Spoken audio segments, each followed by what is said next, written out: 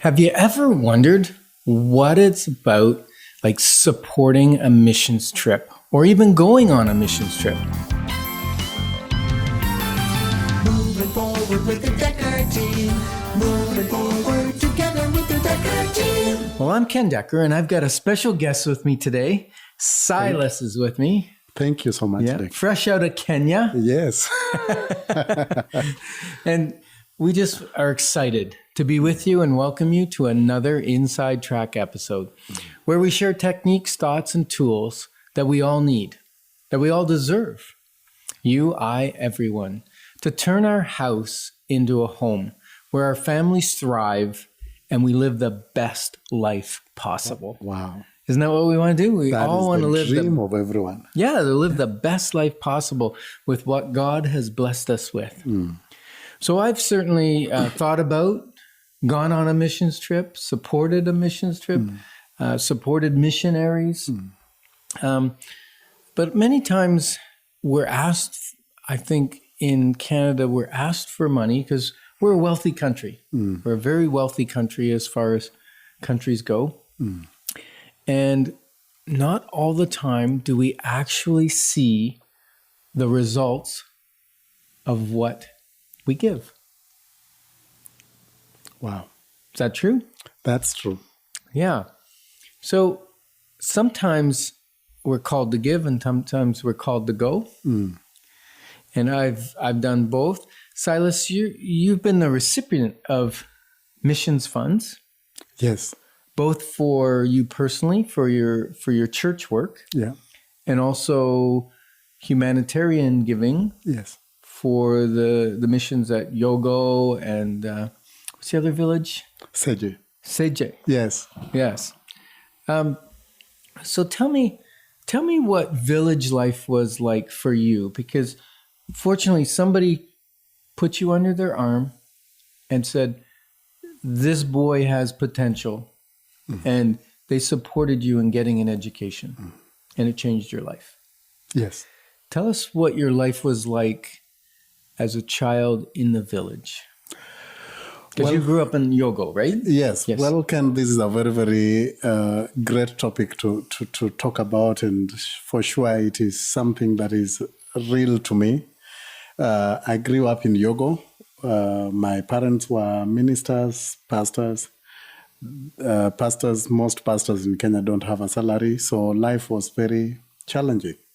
But as you said, many individuals give, but they don't see the impact. They have no measure. But I just want to tell every giver, every person who has given for mission work, that you are giving, your generosity changes lives. I am a recipient of that grace of giving because my parents were not able to raise necessary resources to take me to school. And through Bishop Silas, whom I'm named after by grace of God, I was supported by other individuals with big hearts. And today I am a professional, and I believe I can live anywhere in the world and work anywhere because of that grace that somebody extended to me. Food was not an assurance. Walking with shoes was not an assurance. Having a bed and a mattress wasn't an assurance. And life was tough. It was like you are in this den of hopelessness. And the poverty cycle goes because if your father is not able to educate you and you grow up, you just do manual jobs to basically survive through life, it means your children will go through the same. And your children's children, it is like you are already doomed to that kind of lifestyle. But by the generosity of individuals, somehow it breaks it for you. And And so you started originally yes, where you said food wasn't assured. yes, So you sometimes went without food. several times. I do remember. One of them in particular was 1994 when we would come back home and the best my mother could offer was hot water, boiled. And I don't know for how long. And I know for sure that it was not easy.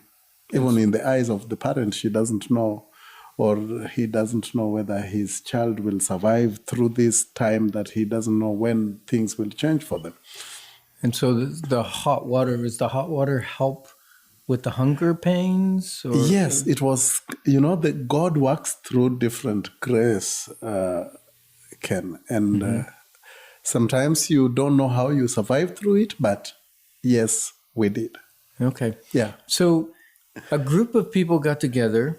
Part of them were from the church that I attend, Trinity Yes. Bible Church Yes. of Ottawa. And some other churches got together, and they did a first missions trip in 2008. Yes. And Jetta was actually on that trip. Yes. Tell me what the average life was like for a child in Yogo Village in 2008. Well, when God called us to this ministry of supporting the community of Yogo, for me, and we talked about it a bit with Yeta before, making a decision to move back to Kenya, for me, it was a God calling, and it was something that I had lived. And when God called us to go and touch the lives of these children, it was a hard decision. But I thought it was very worthwhile because it was a life I had lived. When we went with the team from Trinity Bible Church and other friends, for most of these children, food was not an assurance. The level of hopelessness was great. Children walking with distended stomach, walking with no clothes at all. It was not abnormal to meet children barely naked, walking on the streets or in the village. And that is what moved us to. And the descended belly, Yes. is that from parasites, malnutrition? It is from malnutrition, kwashiorkor, marasmus. It is basically a lack of a nutrient that they would get from food. Like if they are lacking protein or they are lacking vitamins, you'll see that in the body. Bodies will be distended. They would be having a lot of worms. The immune system would be very low, and so there would be a lot of rashes on the body. And you look at the life of people and you don't see life, Yeah. Now, I know I came only like 2 years Later. after that first trip. Yes.